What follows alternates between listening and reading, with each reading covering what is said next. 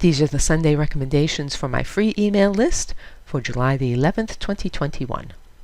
This week's blog post is the second of two on Enchanted, A History of Fantasy Illustration, which is on view at the Norman Rockwell Museum in Stockbridge, Massachusetts, through October 31st, 2021. The technical quality of all the works is phenomenal. Among the artists are Bouguereau, Gustave Doré, Arthur Rackham, Maxfield Parrish, Jesse Wilcox-Smith, J.C. Leyendecker, N.C. Wyeth, Howard Pyle, Frank Frazetta, and Boris Vallejo. Next up, Ettore Ferrari, a sculpture of Giordano Bruno in the Campo dei Fiori in Rome. This was done in 1889.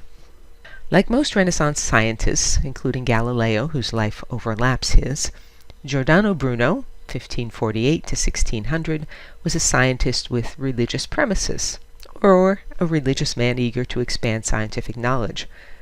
Today he's best known for extending Copernicus's work on the heliocentric solar system. He proposed for the first time, as far as we know, that stars are distant suns surrounded by their own planets, and that those planets might harbor living beings. Bruno was outspoken in his theories on both religion and science.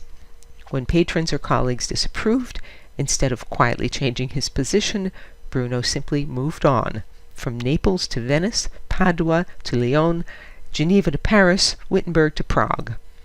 In 1592 he was arrested by the Inquisition in Venice. Among the accusations were the fact that, counter to the Bible, he believed in life elsewhere than on earth. Following 8 years of imprisonment and a trial, he was sentenced to be burned at the stake at the Campo dei Fiori in Rome. At his execution he was gagged so that he could not speak to the crowds. After Rome came under secular rather than Vatican rule in 1870, this sculpture was erected to him in the Campo dei Fiori. The third recommendation is a poem by Algernon Charles Swinburne, The Monument of Giordano Bruno. It was also written in 1889, the same year that this sculpture was dedicated. Bruno is considered a hero by many 19th and 20th century writers who regard him as a martyr of science. Quoting Hilary Gatti in Giordano Bruno and Renaissance Science, Broken Lives and Organizational Power, quote, "If there is, as many have argued, an intrinsic link between science and liberty of inquiry, then Bruno was among those who guaranteed the future of the newly emerging sciences, as well as claiming, in wider terms, a general principle of free thought and expression." End of quote. Swinburne's poem for the dedication of Bruno's sculpture in Rome is also a celebration of the fall of the Church's secular power in Rome. So here's the poem. Not from without us, only from within, comes or can ever come upon us light whereby the soul keeps ever truth in sight. No truth, no strength, no comfort man may win, no grace for guidance, no release from sin, save of his own soul's giving. Deep and bright, as fire enkindled in the core of night, burns in the soul where once its fire has been, the light that leads and quickens thought, inspired to doubt and trust and conquer. So he said, whom Sidney, flower of England, lordliest head of all we love, loved. But the fates required a sacrifice to hate and hell, ere fame should set with his in heaven Giordano's name.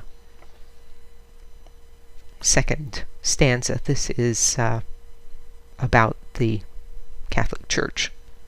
Cover thine eyes and weep, O child of hell, grey spouse of Satan, church of name abhorred. Weep, withered harlot, with thy weeping lord.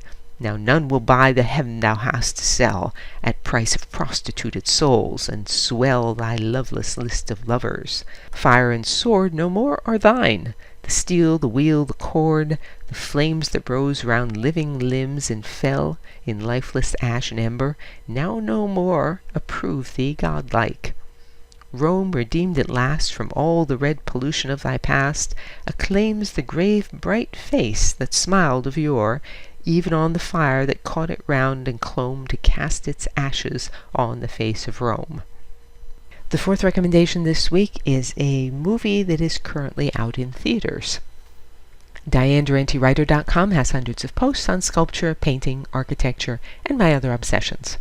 To join the free Sunday Recommendations email list, visit the URL that's on the screen or email me.